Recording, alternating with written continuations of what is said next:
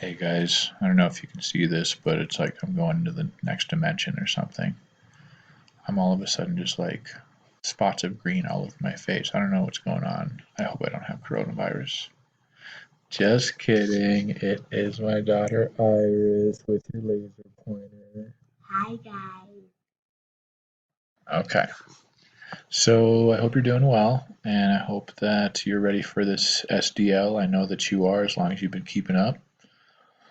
So Garrett and Zeta, I really hope that you're able to thrive on this SDL, which you will, as long as you have your SDL review done, and as long as you are, um, we're able to do some research on Martin Luther and the ways that he challenged the Catholic Church. So this warm-up is just meant to get to kind of wrap your brain around your thesis statement, because as we talked about in class last time, the thesis statement really is the most important part of your essay. So please make sure that you're taking a look at this, hitting pause, answering these questions in your warm-up, and then continuing.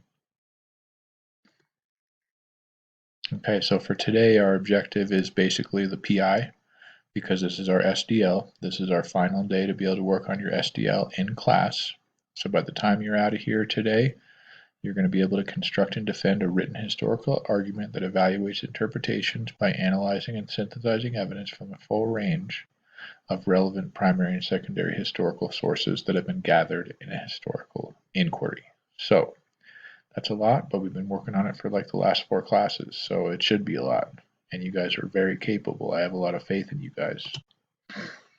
Okay, so as a reminder, as you open up today's assignment on its learning, this revised schedule came out last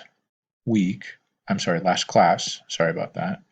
And we are now right here, which is for Friday, October 23rd. So for today, you will be finishing your writing, doing some peer editing with at least 2 different peer edit partners, and then doing some self-assessment, which entails some final revisions. So, to turn that, we'll talk about this, but to turn that rough draft into a final, it's not about retyping it. It's about getting some peers, at least 2 peers, plus yourself, to be able to take a look at your writing, take a look at the rubric, and make sure that you have everything that you need from the rubric. Okay? And then, like it says, our final due date is going to be next class by the time that you walk in, which is 1:59 p.m. on October 27th. So let's go ahead and get started. This next part is all review. So again, there's our essential question. So if you need to pause and remind yourself of the compelling question, you can go ahead and do that. Here is a reminder as far as what we've done to build context. So in addition to the vocab that we did from that SDL review, as well as this Protestant Reformation background essay, we also, as you know, did the video guide related to the Martin Luther and the Protestant Reformation. So you have 3 different sources to be able to go into for your background information. Like we talked about last time, the thesis statement involves taking the compelling question, doing some annotation with the compelling question as far as taking a look at those important words, which we did together on the video last time, so I'm not going to spend a lot of time on that. And then answering it. So taking all this stuff and putting it into one thesis statement, which can be 1 to 2 sentences at the end of your intro paragraph. So once you've got that, you'll see that you can go ahead and copy and paste your thesis statement right in here on your outline. So you can go ahead and do that. But check it out, guys. In your intro, you've got this background and context. So I hope last time for your outline, and if you didn't do this, you might want to go to the previous video because we already did this last time. So I hope that you were able to get this outline filled out. If not, pause and go to your previous video. Okay, the previous one, which was from October 21st. All right. Okay. Now that you've got this outline, you should have your rough draft as well. You're going to take this outline and put it into a 4-paragraph essay that answers the compelling question. Okay, so that's the next step, is to be able to do your rough draft, which we also started last time. And that puts us at peer editing. So this is new. This is something that we haven't done yet. So up to this point, it's been review. So if you're totally lost at this point, I would recommend that you go back to the video that we did on last class, October 21st, because we did all that stuff then. So there's a chance that from one of you guys out of Zeta and Garrett, I think I looked at your rough draft at your SDL and it didn't look like you had started it. So therefore, that tells me that that person needs to go back and take a look at the day one of the SDL, which was on October 21st. But we're on October 23rd, so we're going to go into peer editing. So by now, in order to be able to continue here, you need to have finished your rough draft. Like it says, once you find a partner, and we're actually going to do with this 2 partners, you're going to make a copy of your DBQ from your Google Doc. That way you can share it with your partner. You're going to use the rubric. Here's one aspect of our rubric here, and then I'll show you the other aspect of our rubric very shortly. So there's 2 different categories here, 2 different performance indicators. One is C and the other one is B. Okay, so we're focusing on proficient and exemplary. So we're mainly going to be looking up here. Okay, so you're going to use this rubric to be able to evaluate your partner's DBQ. Okay, what we're looking for is at least 2 glows and at least 3 grows. So at least 2 things that they're doing correctly in relation to proficient or exemplary, and at least 3 things that you didn't see in relation to proficient and exemplary. So I'm going to go ahead and show you what that looks like very shortly. So with 2 different partners, here is C, and this is also available on It's Learning. Okay, so on It's Learning from today, you can take a look at that rubric. Specifically related to the rubric, what do you see in your partner's essay related to either proficient or exemplary, or what don't you see?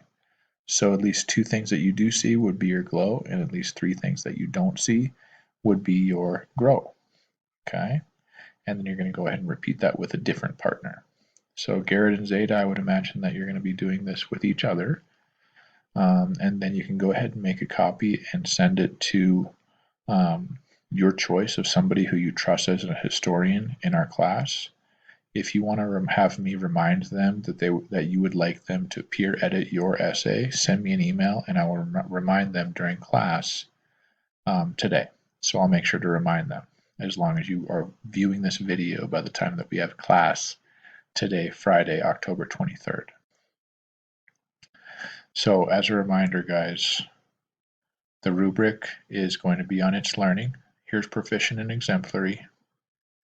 And then this is for 1B, which is evaluating sources. I went ahead and blew up the proficient category. So if you want to just pause it as you're doing your peer editing, that's another thing that you can do. You just pause the video and take a look at what this evaluation of a variety of primary and secondary sources looks like in a historical inquiry. And then the next thing is what it looks like to write a historical argument. So this is proficient for that one, which is 1C. So if you want to just hit pause and you can take a look at what proficient is, and also exemplary. So if you want to take a deeper look into exemplary, if you can't see on the screen what that is as far as exemplary, go ahead and click on the It's Learning page for today, and you'll be able to go directly through to this document that has 1B and 1C that you're going to need to use as you are peer editing your partner's work and also self-reflecting on your own work. Okay? So, last but not least, you are going to take a look at what I did for somebody here. So I did look at 6 people, one of which is one of you guys, Zeta and Garrett, to be able to do some peer editing for you before I looked at this student's. So I went ahead and did some free peer editing for this student because she had finished her rough draft, or at least started her rough draft like the assignment was in the right nick of time. So once you get these comments here, so as you can see, I did my 2 glows, 1, 2, I did my 3 grows, 1, 2, and then there's one down here that you can't see, but I promise I did do it. Once you do that, you're going to make the change or ask for clarification. So if you need to make a change, if it's a glow, you just need to hit the resolve button, this green check mark. So like it says, you're going to hit the resolve button after you make the changes, which for the glows, you're not going to need to make a change. But check this one out. It says this thesis statement is a run-on sentence. So as I highlighted this one, I said the glow is that the thesis statement is a historically defensible claim that establishes a line of reasoning. However, the grow with that is that it's a run-on sentence. So I would recommend that this student changed it from a run-on sentence. Okay. Each time that you make that change, as soon as this student makes that change, over here to be able to make it so it's not a run-on sentence, she's going to hit that green checkbox.